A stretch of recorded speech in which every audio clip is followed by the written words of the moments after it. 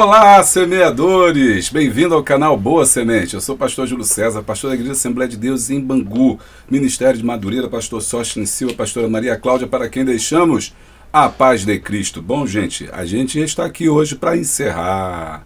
Acabou! Ah, que peninha! Mas ainda é benção ainda. Estamos na lição 13, a relevância e esperança da volta de Cristo para a sua igreja. Hoje uma lição também muito importante, estamos encerrando o trimestre, obrigado por você estar conosco. Se você não é inscrito no canal, se inscreve no canal, deixa o like, dá o glória, clica no sininho em todas as atualizações, assim sempre tiver uma coisa nova você vai ser avisado. Agora, prepara o seu coração aí, o seu Guaraná, Guaracamp, café, água, o que você tiver, porque a gente tem a nossa última lição, a nossa despedida. Quero orar por você no final também e abençoar a sua vida.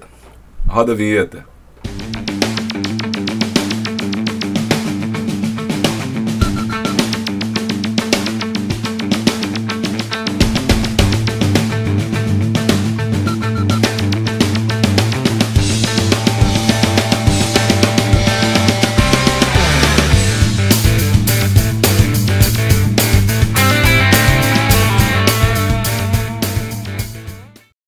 Bom, gente, então, né, a gente encerrando aqui, eu quero agradecer a todos. Esse trimestre já acabou. Esse terceiro trimestre eu vou estar falando agora na minha agenda, falando aqui rapidinho, eu vou estar aqui falando, fazendo o encerramento do trimestre na Igreja Jardim Betânia, Ministério de Bangu.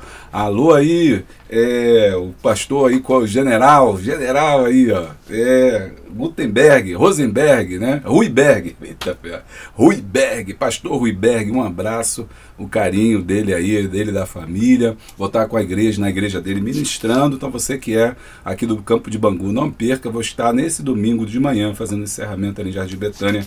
Vem que é bênção. E você que é membro do canal tem vídeos exclusivos, tá bom? Vídeos exclusivos, você que é membro, o link está aqui embaixo. Você quiser ser apoiador, vai ter conteúdo também, que é o plano de aula. Muito obrigado a todos vocês que têm ajudado.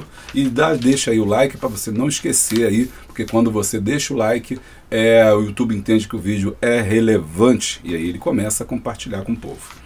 Lição 13, a relevância e a esperança da volta de Cristo para a sua igreja. Texto áureo, aguardando a bem-aventurança, esperança e o aparecimento da glória do grande Deus e nosso Senhor Jesus Cristo. Tito 2, versículo 13. A verdade aplicada. A esperança do nascido de novo está em Jesus Cristo. Por isso, ele é segura e estável. Ela é segura e estável, independentemente da circunstância que nos rodeia.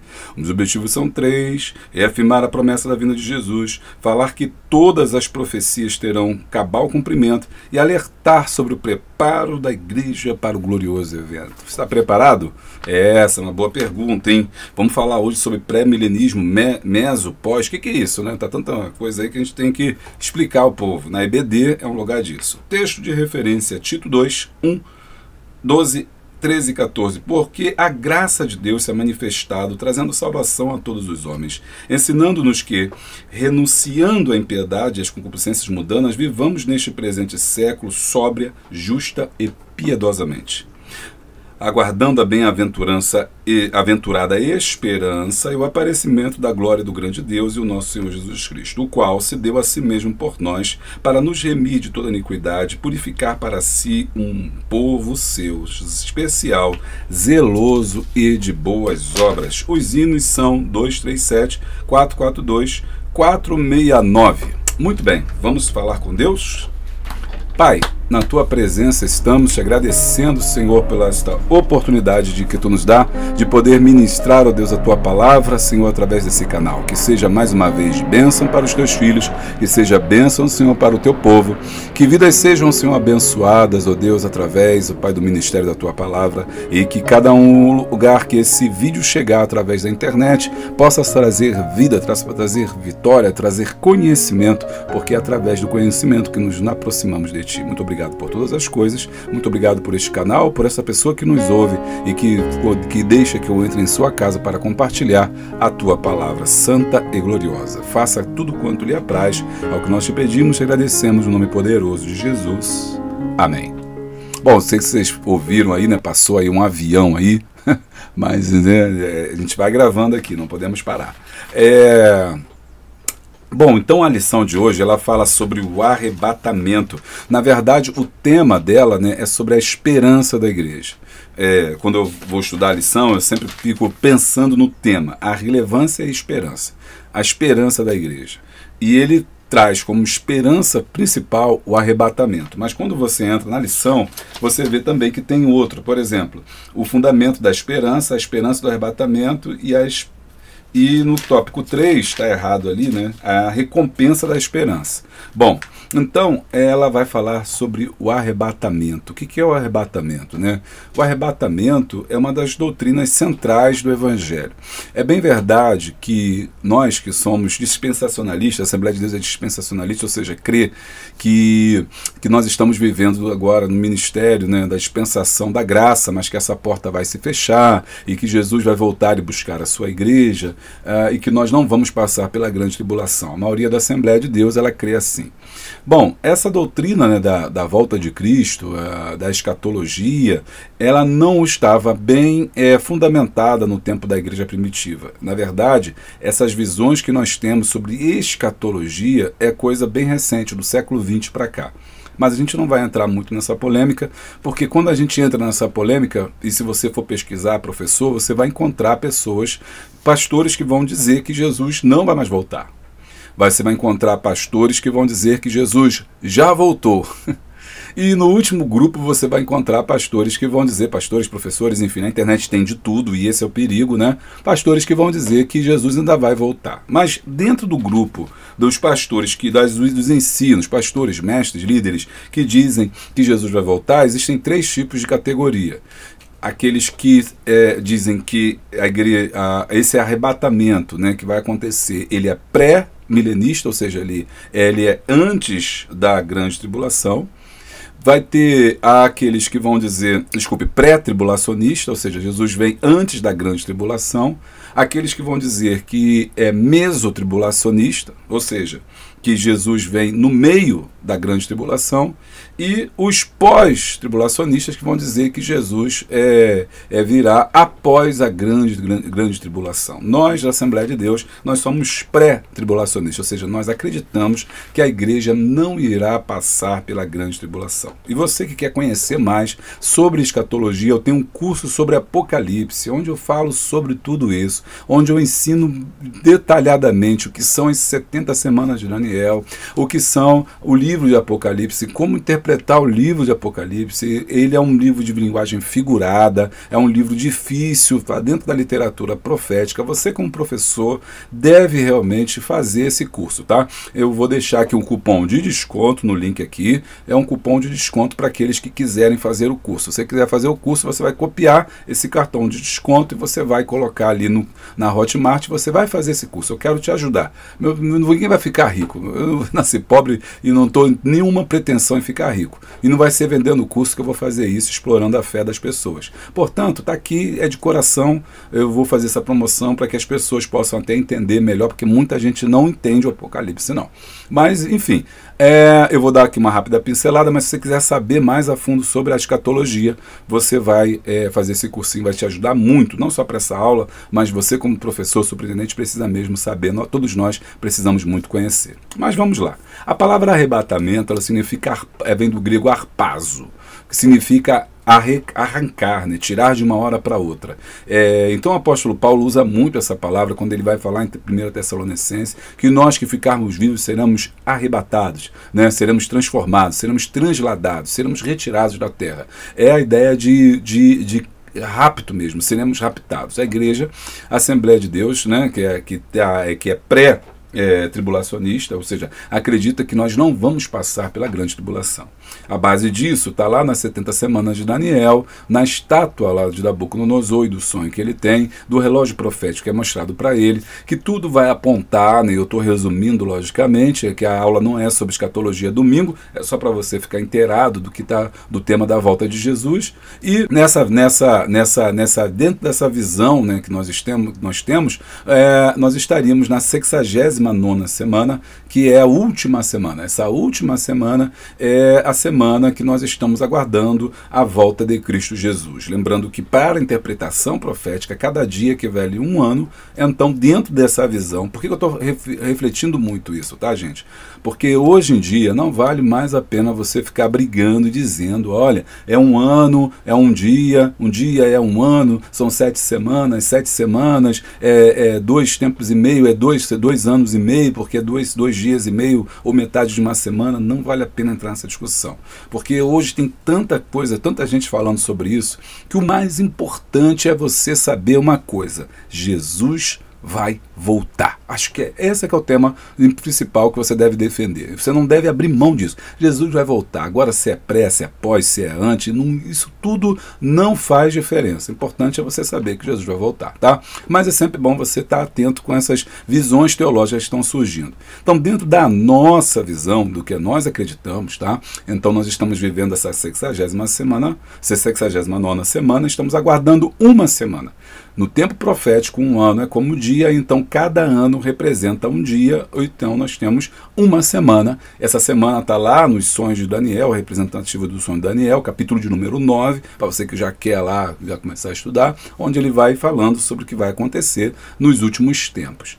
Essa semana, então, uma semana tem 7 dias, por isso esses teólogos dizem que são 7 anos, e portanto, esse grande momento de aflição, esse grande momento de dificuldade que toda a terra irá passar, terá 7 anos, porque é uma interpretação teológica, uma linguagem profética que eles usam para poder interpretar a Bíblia. Muito bem, então nós estamos vivendo a 69ª, falta a última semana para completar a famosa 70 semanas de Daniel, lá de Daniel, capítulo de número 9, né? Onde Deus mostra a ele as visões da escatologia. O que é escatologia? É o tempo do fim, é o tempo das últimas coisas, escatos, né? É o tempo final, o tempo vidouro, aquilo que vai acontecer, né? Aquilo que sobra, aquilo que resta acontecer. E logia, estudo. Então, a doutrina das últimas coisas, das últimas coisas que acontecerão sobre a face da terra.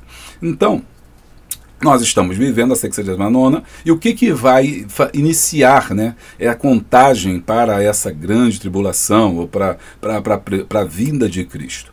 Lembrando aí, fazendo um parênteses, aprofundando um pouquinho, a vinda de Cristo se divide em 2 fases. Na primeira fase ele já veio em terra. A primeira fase, então, ele vem como ladrão de noite, harpazo, arrebata a igreja. Na segunda fase da segunda vinda, ele vem com a igreja. Na primeira fase, ele vem buscar a igreja. Na segunda fase, ele vem com a igreja. Então, na primeira fase, ele vem arrebatar a sua igreja, levar o seu povo, e a gente vai ficar no céu com ele durante um período que nós não sabemos qual, e voltaremos com ele no final da grande tribulação. Então, quando Cristo vier, então começará a contar o relógio de Deus, e aí tem início as 7 últimas semanas, ou os 7 anos. Esses 7 anos são divididos em 2 anos e meio.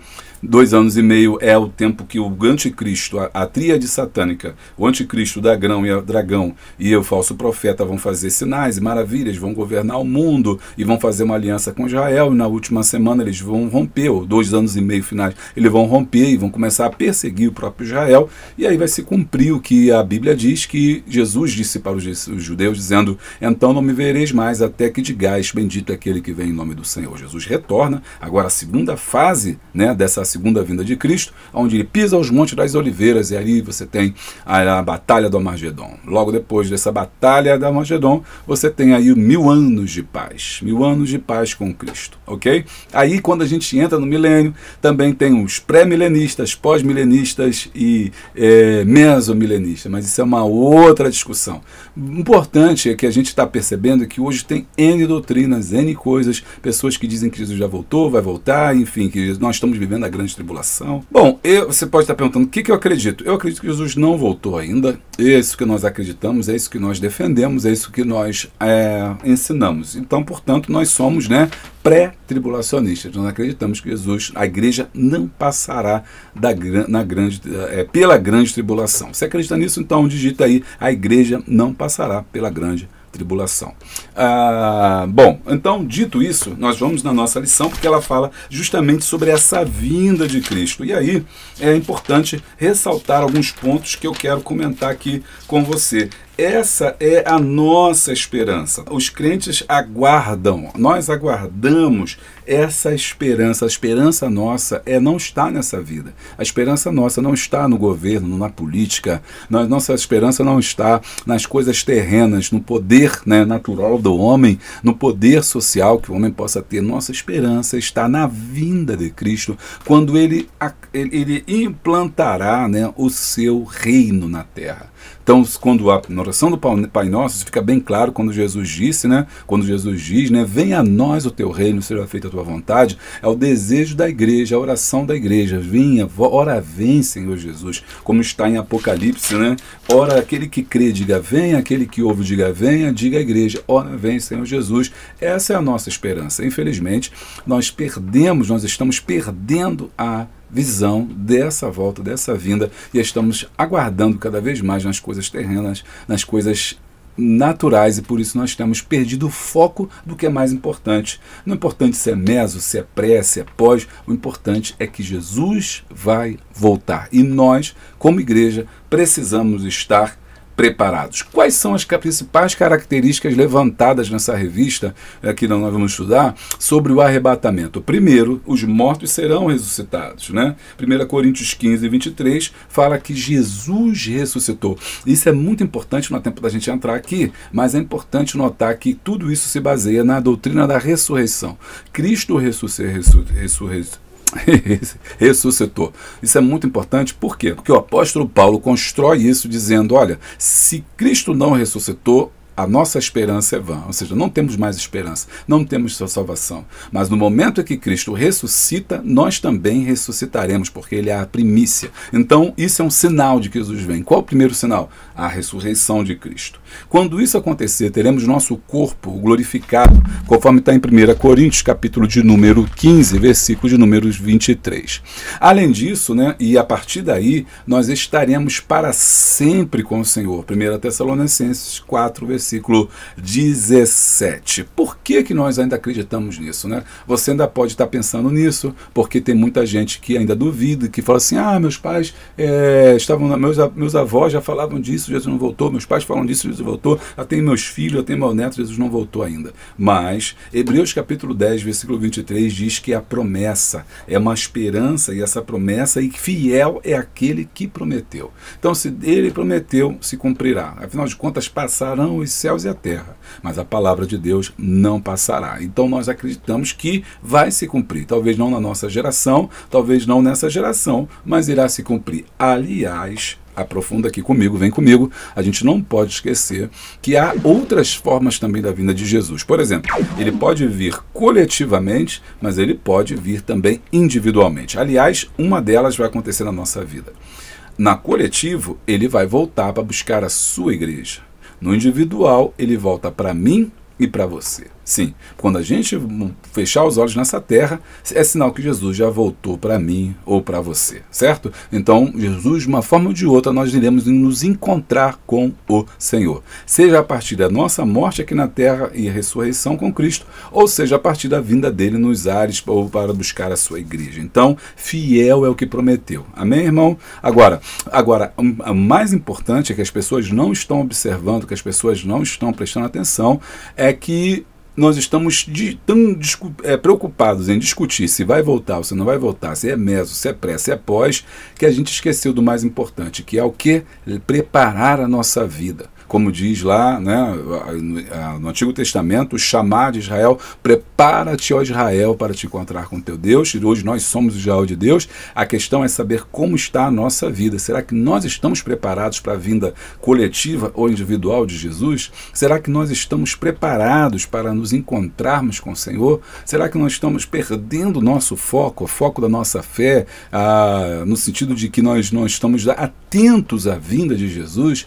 E Jesus, então, alertou várias vezes os discípulos sobre isso, contando a parábola das virgens loucas e das virgens prudentes. 5 eram loucas, 5 eram prudentes. As 5 loucas não guardaram reserva, não prepararam-se para o amanhã, não tinham azeite, mas 5 eram prudentes. Então, será que nós não estamos perdendo foco, né, da mais importante, que é a vinda de Cristo, e estamos discutindo se vem, se não vem, e não estamos fazendo o mais importante, que é preparar a nossa vida para nos encontrarmos com Deus. E acho que isso é o mais importante. A igreja, ela muitas vezes está focando em adquirir coisas, comprar terreno, comprar carros, comprar templo, comprar tantas coisas, e ela vai tentando, até mesmo, como a gente sempre discute aqui, tentando transformar a sociedade. Então, essa é uma questão. Quando nós estamos tentando transformar a sociedade, nós estamos querendo dizer, nós queremos ficar aqui nessa terra, aqui está muito bom, vamos mudar aqui, vamos nos estabelecer, construir nossas tendas e vamos ficar por aqui mesmo. Mas não é essa a vontade de Deus. Nós sabemos que nós somos peregrinos nessa terra, e por sermos peregrinos, nós estamos de passagem. Nós não somos daqui. A nossa cidadania são duas. Uma é a terrena e a outra é espiritual. A nossa pátria é os céus. A nossa direção é a glória. A nossa aspiração é estarmos com Deus para sempre. Portanto, nós não estamos focados nessa terra. Jesus diz olhar para cima, porque é de lá que vem a redenção. Olhar para cima significa aguardar algo superior, aguardar algo maior do que eu e que você e que as nossas projetos e sonhos terrenos. Aos Hebreus, que a gente discutiu semana passada, eu falei um pouco sobre o escritor da Carta dos Hebreus, o sentido da Carta dos Hebreus e como que ele apresenta Cristo. Discutimos na semana passada que Hebreus capítulo 11 apresenta ali os heróis da fé, chamados heróis da fé, e que todos eles tinham uma esperança, e a esperança deles não se cumpriu, ou seja, eles morreram na esperança, na expectativa de Cristo, sem mesmo conhecer a Cristo, sem mesmo entender o que estava por vir, mas eles tinham uma esperança, eles tinham algo que dizia no seu coração, a vida é mais do que a terra do Jordânia, do Jordão, de Israel. Existe uma esperança, existe algo depois da morte. Jó vai dizer, porque não deixará que a minha alma no Hades, né? Eu sei que o meu Redentor vive. Quando Jó diz, eu sei que o meu Redentor vive, é como se ele dissesse, se ele vive, eu também viverei. Se ele vive, eu também não morrerei, mas passarei dessa morte para a vida, como disse Jesus, aquele que crê em mim, ainda que esteja morto, viverá. Aleluia! Jesus não negou a morte, mas Jesus nos deu a autoridade e a perspectiva de uma esperança que ultrapassa a morte, que passa pela morte, que vence a morte, que atravessa a morte, que suplanta a morte. Por isso, o apóstolo Paulo mesmo vai dizer na carta aos Tessalonicenses, onde está a morte, a tua vitória? Onde está o inferno, o teu aguilhão? Vencida foi a morte, tragada foi a morte na vitória. Aleluia! Ele ressuscitou e é essa a nossa esperança. No entanto, não basta apenas esperar, nós temos que viver condignos com aquele que prometeu, aquele que fez a promessa. Por isso, Apocalipse capítulo 21, Apocalipse capítulo 2, versículo 10 vai dizer, ser fiel até a morte e dar-te-ei a coroa da vida. Ou seja, eu e você precisamos, como igreja, sermos fiéis, cada vez mais conectados com Deus e buscando a nossa fidelidade com Deus, de maneiras que possamos estar aptos para entrarmos na glória com Cristo Jesus. Isso tem que ser a nossa esperança, ser fiel até a morte e dar-te-ei a coroa da vida, ou seja, fidelidade. É isso que Deus espera de nós e acho que esse é o tema geral, essa é a nossa esperança de sermos fiéis. Por quê? E aí no último tópico, né, vai falar sobre qual é a recompensa dessa esperança. No tópico 3 ele lida sobre isso. Qual é a recompensa dessa esperança? Apocalipse 21:4, Deus limpará dos seus olhos toda lágrima. Existe uma promessa. A promessa é, nessa terra tereis aflições, nessa terra terei dificuldade, mas vai chegar o momento em que Deus limpará dos seus olhos todas as lágrimas. Ali não haverá doença, ali não haverá dor, não haverá sofrimento, ali não haverá sepulcros, não haverá luz do sol, porque Ele mesmo iluminará. O mar já não existe e todas as coisas velhas já passaram. E tudo se fez novo. Oh, aleluia! Louvado seja o nome do Senhor. Essa é a nossa esperança. E essa é a nossa missão. É aguardar que Cristo retorne. Não entrar em discussões vãs, se vem, se não vem. O importante é que nós sabemos que uma hora ou outra nós seremos arrebatados individualmente ou coletivamente. E temos que preparar a nossa vida para podermos viver de acordo com aquele que nos chamou, que prometeu voltar.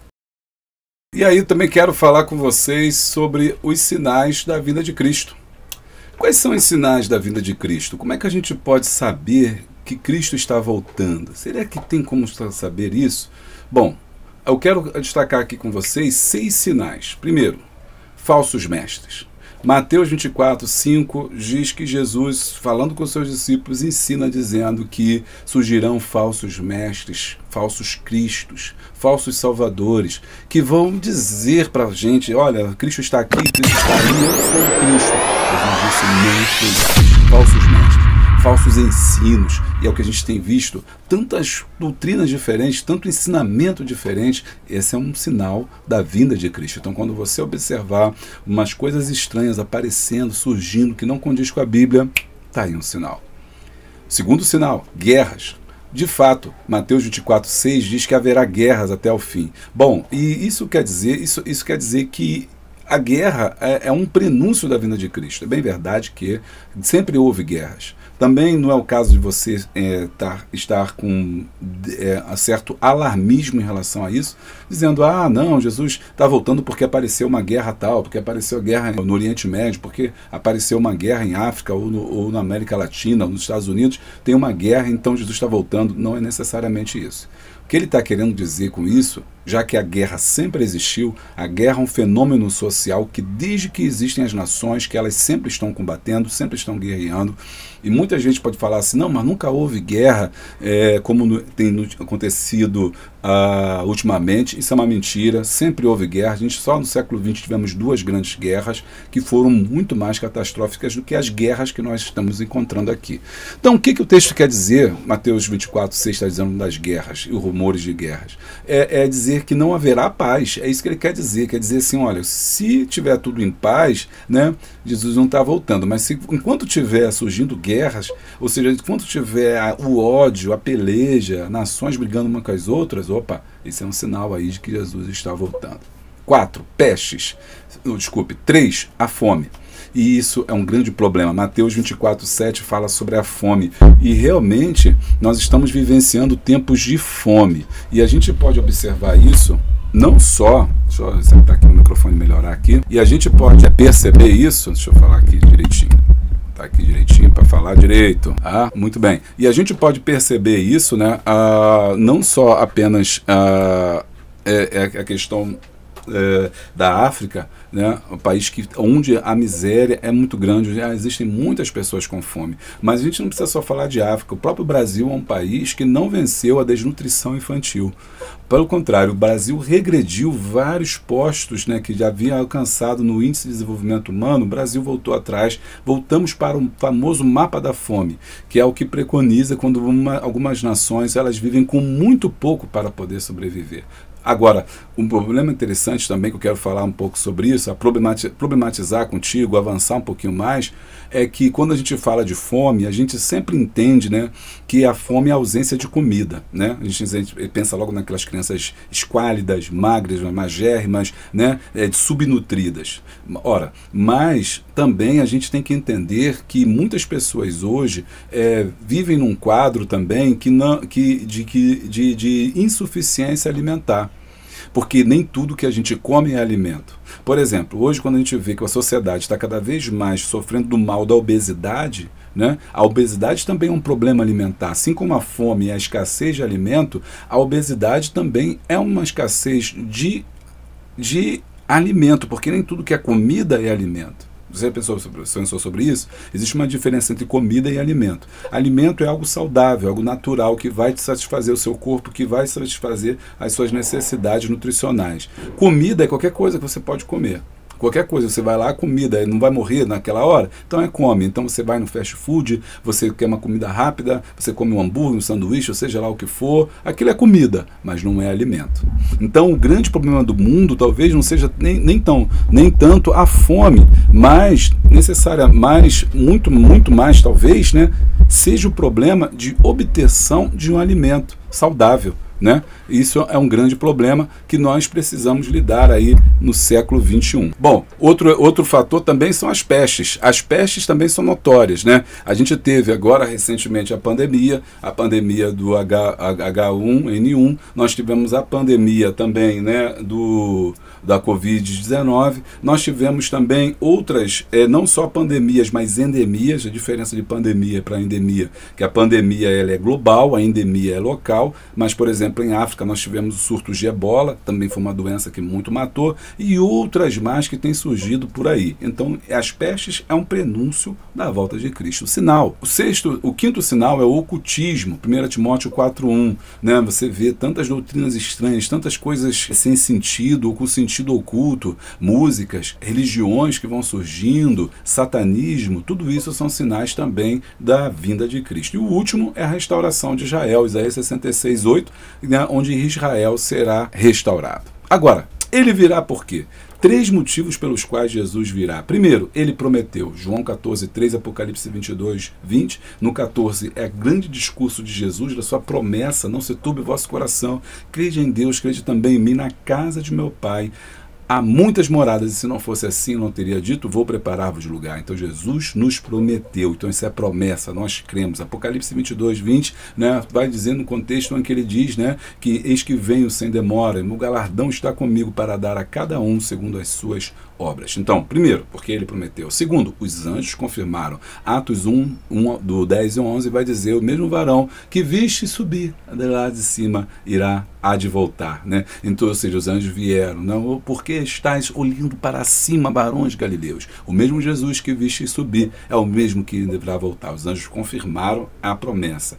Também, terceiro motivo, a Bíblia afirma isso. Jó 19:25, Hebreus 9:28, Isaías 59:20 e Romanos 11:26 são referências que nos embasam, motivo pelo qual ele virá. Agora, ele virá para quê?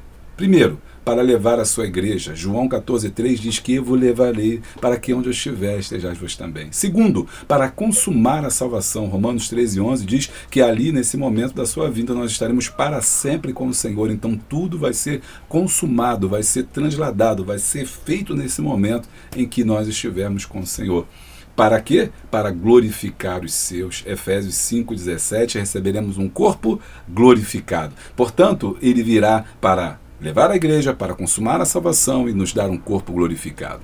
Quais são os 6 aspectos da vinda de Cristo, né? Primeiro, a gente tem que atentar sobre isso. Primeiro, será apenas para a igreja. Salmo 45:13 diz que os santos serão levados. Então, nós que somos a igreja seremos arrebatados. Não é para um gentio, não é para Israel. A vinda de Cristo é para a igreja. Segundo aspecto, será um dia secreto. Mateus 24:36, 42 e 44 fala que aquele dia, aquela hora, ninguém sabe, que a gente tem que estar vigilante, alerta, porque nós não sabemos o dia que o Mestre voltará. É um dia secreto. Ninguém sabe, apenas agora o nosso Pai, nosso Deus, o Espírito Santo, os seres celestiais compostos ali, na verdade a Trindade, né? Ela sabe exatamente o dia e a hora que virá, mas por enquanto para nós mortais é um dia secreto. Então, isso faz com que nós tenhamos de manter a vigilância em oração. Outro aspecto, o terceiro aspecto, é que os mortos ressuscitarão. 1 Tessalonicenses 4:17, porque ao alarido, ao estrugir da trombeta, né, aqueles que morreram em Cristo serão ressuscitados primeiro, ressuscitarão primeiro. E nós, que ficarmos vivos, seremos arrebatados ou transladados.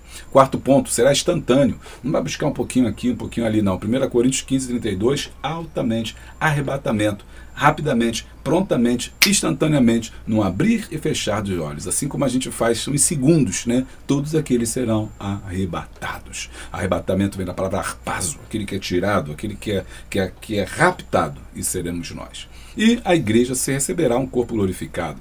1 Tessalonicenses 4:17, como eu falei, e esse encontro será nos ares. Aspectos dos ares se diz em 1 Tessalonicenses 4:17, se nós nos encontraremos com o Senhor nos ares. Eis aí, né, os principais aspectos interessantes que eu achei importante trazer para dar mais subsídio aí para a sua aula sobre a vinda de Cristo. Bom, é isso aqui, né, a introdução que a gente termina a lição de número 13. A gente já vai passar agora para cada tópico e ver como você tá, como é que a gente estrutura. Tá gostando?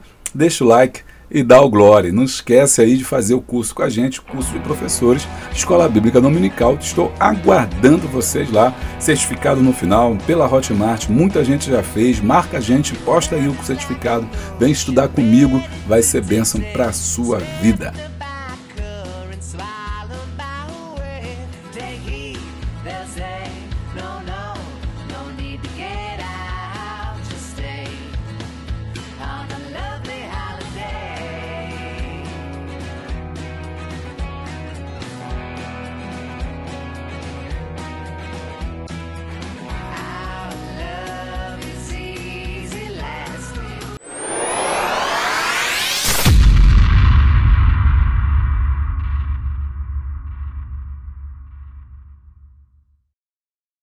Introdução. Encerrando esse trimestre, veremos a preciosidade e firmeza da esperança que possui aquele que está em Cristo Jesus e a habitação do Espírito Santo e vive à luz da revelação de Deus nas Escrituras Sagradas. Temos como âncora da alma segura e firme. Hebreus 6,19 fala sobre essa esperança. A esperança é a âncora da alma. O que é âncora?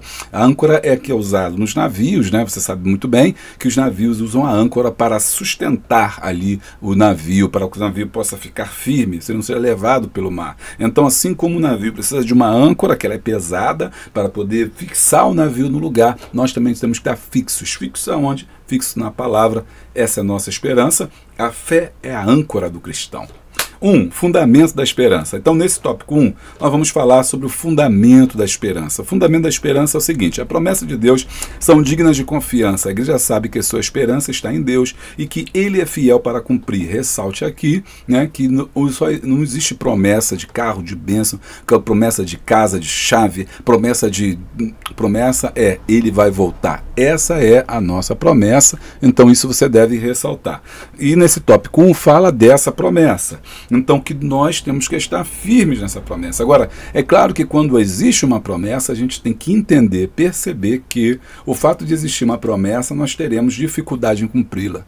A promessa, ela é condicional, no sentido de que existem coisas que eu preciso fazer para receber a promessa. Então, Jesus vai voltar, é fato, é uma promessa garantida. Mas se nós participaremos nessa promessa, é condicional a nossa vida com Deus. Portanto, temos que estar firmes. 1.1, firmes na promessa de Cristo. Está entendendo? Deixa o like, dá o glória. O que vocês estão achando ali do meu novo cenário? Estou tentando fazer agora nesse cenário aqui. Estou pensando, hoje também quero fazer diferente, todo dia, no mesmo lugar cansa, né? Então, às vezes, eu vou para um lugar diferente, eu vou para o ar livre, enfim, né? Na igreja também, não gosto de ficar repetindo, não, porque ficar repetindo fica muito cansativo. E eu sei que vocês também ficam cansados, olhando para a tela aí toda a vida, então eu também fico cansado aqui também, olhando só para a telinha aqui da gravação aqui da câmera. Então, tem que sempre mudar aqui alguma coisinha. E se você gostou, tá? Diz aí que gostou mais desse, gostou do outro, quer que a gente volta no trimestre que vem para o outro cenário. Você que manda, o canal é seu. 1.1, firmes na promessa de Cristo. Antes da sua crucificação e morte, Jesus exortou e instruiu de forma pedagógica os seus discípulos. Aqui, João 14:1, não se turbe o vosso coração. Crede em Deus, crede também em mim. Esse texto aqui, gente, o contexto dele é próximo da morte de Cristo. Os discípulos estão tristes, abatidos, perplexos, porque Jesus está trazendo um discurso muito duro. O discurso duro de Jesus é, olha, se o grão de terra não morrer, se o grão de trigo não morrer, fica só. Jesus está falando da morte, Jesus está falando de ir a Jerusalém. Os discípulos percebiam o ar pesado que estava, no sentido de que tudo poderia mudar, que Jesus estava sendo perseguido já, havia rumores da prisão de Cristo, e ele sabia que estar em Jerusalém, Jesus ir a Jerusalém, era perigoso, e Jesus estava abertamente dizendo que ia padecer. Então os discípulos se entristeceram, e aí Jesus vira para eles e traz esse discurso lindo e maravilhoso, um dos textos mais bonitos da Bíblia Sagrada: não se turbem os vossos corações, crede em Deus, crede também em mim. Na casa de meu pai há muitas moradas, e se não fosse assim, eu não teria dito, vou preparar-vos lugar, e se eu for e vos preparar lugar, virei, a promessa, outra vez, e vos levarei, para que aonde eu estiver, estejais vós também. Então, essa é a promessa que nós temos que nos agarrar. Ele sabia que os discípulos ficariam desorientados, turbados, no entanto, os confortou com a promessa. João 14,16 vai dizer: e eu rogarei ao Pai, e ele vos dará outro consolador, para que fique convosco, porque eu não vou estar aqui, eu vou estar com meu Pai, mas vocês não estarão órfãos. Assim, reafirmou nossa adoção como filhos. João 14,18, não vos deixarei órfãos. 1.2, a ressurreição de Cristo. Aqui é o ponto que eu falei com você na introdução sobre a ressurreição. É um ponto que você precisa aí abordar, né? A ressurreição de Jesus é a base de toda a fé cristã e se tornou o marco principal nos evangelhos. O evangelho de Mateus afirma que ele seria entregue aos gentios para que dele escarnecessem, crucificassem, mas a afirmação gloriosa que o terceiro dia ressuscitou, Mateus 20:19. No livro de Atos dos Apóstolos, lemos Atos 2:14, ao qual ressuscitou todas soltas as ânsias da morte, pois não era possível que fosse retido por ela. Paulo adverte: esse Cristo não ressuscitou, é vã a nossa fé. 1 Coríntios 15:17. Na ressurreição nos é dada a garantia que assim como ele ressuscitou um dia, todos nós também ressuscitaremos. Você tem essa esperança? Converse com a classe sobre isso, né? Será que a pessoa perdeu a esperança, né? Nós estamos tão focados nas coisas terrenas que talvez nós tenhamos perdido essa verdadeira esperança na promessa de Deus, que é de recebermos de Cristo Jesus o galardão quando ele voltar, né? 1 Coríntios 15:23 diz: mas cada um por sua ordem, Cristo as primícias, depois que os que são de Cristo na sua vinda. Então, a ressurreição de Cristo inaugura o momento celestial em que nós também iremos. Então, se Cristo ressuscitou, está lá em Efésios, se Cristo morreu, nós também morremos com ele. Mas se Cristo ressuscitou, nós também ressuscitaremos com ele. Então, a ressurreição de Cristo é a prova cabal de que se ele está vivo, nós também estaremos para sempre com o Senhor. E é por que primícia, né? Porque ele foi o primeiro que ressuscitou, ok? Você vai falar assim: mas Lázaro não ressuscitou? Sim. Até Lázaro, nem qualquer pessoa que ressuscite depois dele, antes ou depois, ressuscitou para morrer. Lázaro ressuscitou, mas morreu depois. O filho da viúva de Naim ressuscitou, Jesus o ressuscitou, mas morreu outra vez. Todos os homens que ressuscitaram, Deus operou um milagre, uma maravilha, voltaram à vida para tornar a morrer. Jesus Cristo morreu e ressuscitou e nunca mais morreu. Aleluia, está vivo para todo sempre. E olha só que diferença. Então, por isso, ele é o primeiro que aconteceu isso, ou seja, ele é a primícia. E não é à toa que a gente já está discutindo aqui na lição 10, que eu falei sobre as primícias, né, no Pentecoste, e lembrei que a Pentecoste é a festa das primícias. Ali marcava 50 dias da ressurreição de Cristo, que havia morrido na Páscoa. Isso, você sabe que primícia, então, a festa das primícias é colheita, né? A festa da primícia é colheita, aquilo que você oferta a Deus daquilo que você produziu. Então você entende que no momento que Cristo, ele desce o Espírito Santo, ele derrama o Espírito Santo, ele está marcando essas primícias aí como o primeiro que havia feito isso. Ok? Logo depois dele, nós, agora família de Cristo, nós irmãos, corpo de Cristo, agora também iremos, como ele ressuscitou, também iremos ressuscitar. Quando isso acontecerá? Quando ouvirmos, né? Quando ouvirmos o alarido de Deus, a trombeta tocar, todos nós que estamos vivos seremos transladados, e os que morreram receberão um corpo incorruptível. Estaremos para sempre com o Senhor, como nós lemos lá no comecinho. Beleza? 1.3, a ascensão de Cristo. As Escrituras deixam claro que a ascensão de Jesus foi um retorno literal e corpóreo ao céu. Jesus preparou o coração dos discípulos sobre esse sublime acontecimento. João 7,33 vai dizer: ainda um pouco de tempo estou convosco e depois vou para aquele que me enviou. Jesus subiu de forma visível enquanto os discípulos se esforçavam para ter o último vislumbre dele. Uma nuvem o encobriu e os anjos apareceram e afirmaram: esse Jesus que dentre vós foi recebido entre cima dos céus, há de vir, assim como para o céu o vestir. Atos 1:11. É também enfatizado por Paulo em sua carta. E, sem dúvida alguma, grande é o mistério da piedade, que diz o quê? Aquele que se manifestou em carne, foi justificado em espírito, visto dos anjos, pregado aos gentios, crido do mundo e recebido acima da glória. Aleluia! Ô, glória! Vou falar de Jesus, é muito bom. Falar de Jesus é sempre sensacional, né? Porque, e simplesmente da volta de Cristo, da esperança nossa. E você quer saber mais sobre isso? Não deixe de fazer o curso Apocalipse aí que a gente está divulgando para você entender mais aí, melhor o que a gente está querendo dizer, o que a gente está querendo mostrar, tá bom? Fica com a gente aí. E tópico número 2, agora a gente vai entrar e eu espero que você fique com a gente, hein?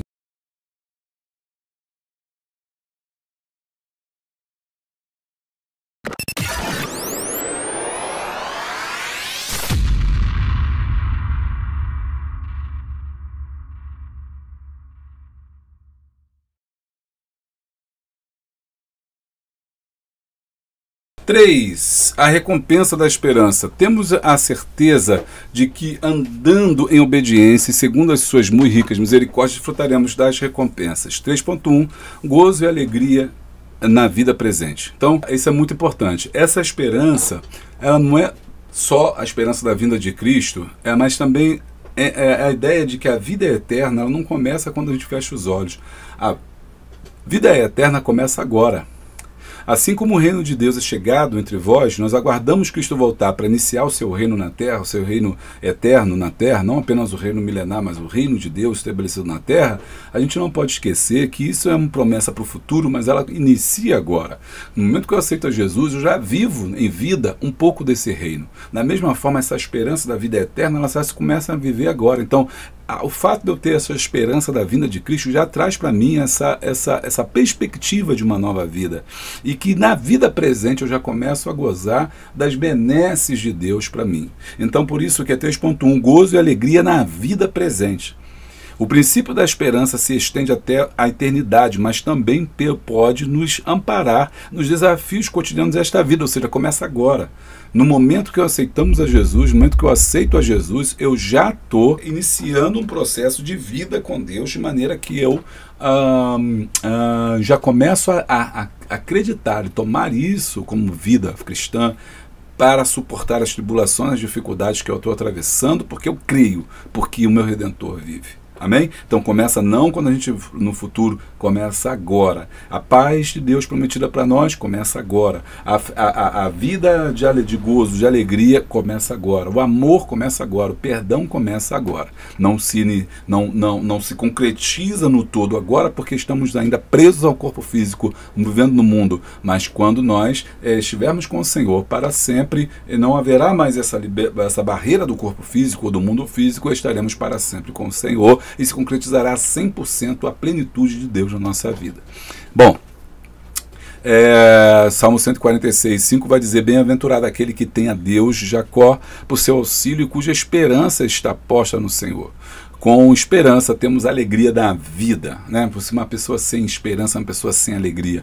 Um crente sem esperança é uma pessoa sem alegria, sem paz, sem tranquilidade. Você perdeu a esperança, você já está morto. Um homem sem esperança é um homem sem sonhos. Um homem sem sonhos é um homem sem perspectiva de mudança. É um homem sem perspectiva de vida, é um homem sem perspectiva de futuro. A esperança é que motiva a gente viver. A gente só está vivo porque temos esperança que amanhã será melhor, que há algo novo para nós, que há uma promessa na nossa vida aqui, as coisas não terminam dessa forma, mas há sempre um escape, uma saída. É isso que nos mantém vivos, a esperança. Se você quer matar um homem, retire dele a esperança. A esperança é a capacidade de sonhar, de prever, de fazer sonhos, projetos para o futuro. Portanto, essa esperança mantém a igreja viva, de pé. Bom é o Senhor para os que se atêm a Ele, para a alma que o busca. Bom é ter esperança, é guardar em silêncio a salvação do Senhor. Faz um pix aí pra mim. Me ajuda aí, irmão. Que vai dar o canal 9615172154. Faz um pix que a gente está aguardando, esperando a tua oferta aí. 3.2, reinar com Cristo. A redenção consumada por Jesus fez com que os que estão em Cristo sejam designados dentre os outros como o sacerdócio real. Então, esse reino que nós aguardamos que virá, né, que eu falei lá no começo, é interessante isso, por isso que a gente começa a viver ele agora, porque nós já somos sacerdotes antes de entrar no reino de Cristo. Aponta, então, 1 Pedro 2,9 diz, nós somos sacerdócio real. Então, agora, aquela que é interessante, né? Nós nem entramos no reino, mas já estamos reinando com Cristo. Isso aponta para a natureza real, pois serve ao Rei dos Reis e assim participa da sua natureza. Tal verdade é corroborada em Apocalipse 1, 5 ou 6, que expressa o resultado da perfeita redenção operada por Jesus Cristo e nos fez reis e sacerdotes para Deus. Assim somos participantes da realeza de Cristo. Tal verdade revelada sobre a identidade do povo que foi resgatado e pertence a Deus deve conduzir-nos a um viver em gratidão, adoração, santificação, ação evangelizadora, perspectiva quanto à vida plena no reino. Venha o teu reino, Mateus 6,10, pois ainda não é manifestado o que havemos de ser. Ou seja, nós nascemos para estar com Deus, mas não estamos ainda. Nós nascemos para sermos imortais, mas não somos ainda. Nós nascemos para estar no reino com Deus, mas não estamos lá, mas já estamos vivendo a chuva seródia. Estamos vivendo um pouco daquilo que Deus prometeu. Quais são as etapas? É muito importante, preste atenção nisso aqui, a importância que ele traz para a gente, que deve ser conduzir-nos a uma vida de gratidão. Então temos que ser gratos a Deus por termos essa esperança. Adoração, onde a gente adora a Deus não pelo que Ele é, mas pelo que Ele faz. Nos resgatou, nos livrou, nos libertou do pecado e nos fez uma nova criatura. Santificação, nos afastamos não do mundo, mas nos afastamos do pecado e das coisas que não agradam a Deus, a fim de agradarmos aquele que nos alistou para uma grande obra. Ação evangelizadora. Passamos então agora a anunciar ao mundo as boas novas. Jesus Cristo veio, Jesus Cristo salva, cura, liberta, batiza e leva para o céu. Aleluia! E a partir daí, dessa ação evangelizadora, aguardamos a volta de Cristo Jesus, digamos, dizendo, venha o teu reino. 3.3, o texto de Colossenses 3, do 1 ao 4, é pertinente quanto ao caráter escatológico da esperança dos que estão em Cristo. Ao mesmo tempo que é nascido de novo, já expressa no dia e da conduta coerente com o fato de viver com a novidade de vida, também vive na expectativa da plenitude que há de ser manifestada na vinda de Jesus, da nova vida que já começou. Viu? A vida não começa, mas já começou. A vida eterna já começou, não está configurada ainda. Esta segunda vinda do Senhor, como expressou Russell Shedd, um grande teólogo, na Epístola da Prisão, Vida Nova, que é o livro que ele escreveu em 2005, marcará o dia da revelação da verdadeira natureza dos filhos de Deus. Aparecerão em Cristo, revestidos da sua glória, dando assim a última confirmação da verdade de que quem tem Cristo como Salvador e Senhor possui tanto quanto aquele que tem a Jesus e também ao mundo todo. Então, olha que coisa linda, maravilhosa, né? Que nós temos que pensar sobre isso. É a manifestação futura. Essa é a nossa esperança. E eu quero orar agora pela sua vida, orar por você. Nesse momento, professor, professora, quero agradecer a Deus pelo encerramento desse trimestre, mais um trimestre. Há mais de 5 anos nós estamos aqui gravando lições e entendemos que esse é um canal de bênção para o povo de Deus. Quero orar por você. Está pronto aí? Está pronta?